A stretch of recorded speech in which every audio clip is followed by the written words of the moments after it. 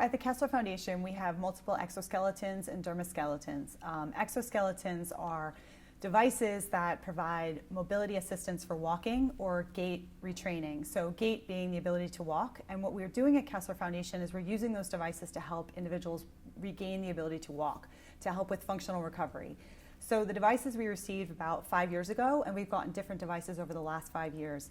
Exoskeletons are more rigid upright supports that help sequence the legs and move the legs for walking. Dermaskeletons are usually more fabric-based, soft exoskeletons or soft fabric-based devices that help assist in a less supportive way, but continue to move the joints through a range of motion to either help with knee movement, ankle movement, hip movement, in order to help with walking.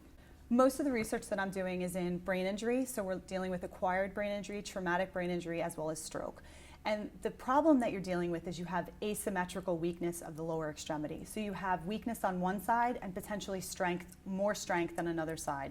And so most of these devices, the specialty of them is you can provide variable assistance. And the variable assistance is what's key in these exoskeletons, because you want to assist the impaired limb and let the healthy limb sequence through.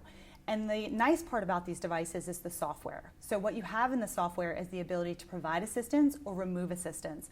The other thing that you can do is provide resistance or as needed support. So it's all variable. And the software is what's key in these devices and how you program them. So what we're trying to do is use these devices as an extension of the therapist. So therapists treat patients every day to help with returning function, returning walking function, returning strength to lower limbs, returning range of motion. But typically it's a very manual task where there's a lot of repetitive movements. If the robot can help facilitate by supporting and potentially provide a higher dose of walking, and when we say dose, we mean steps. So every time you say we're getting more dosing of walking, it's a step. Each step is a dose in the recovery process. And if the robot can help provide upright support as well as sequence the limbs consistently through the sequence and progression of a therapist's plan, then you can actually get potentially more rehabilitation in a given block of time to a patient. In stroke rehabilitation, it's important that you want to help strengthen the healthy limb and strengthen the weak limb, but you want them to go through a healthier range of motion. So a lot of these devices can provide this variable assistance, meaning you provide strength as needed to the impaired limb and then remove it.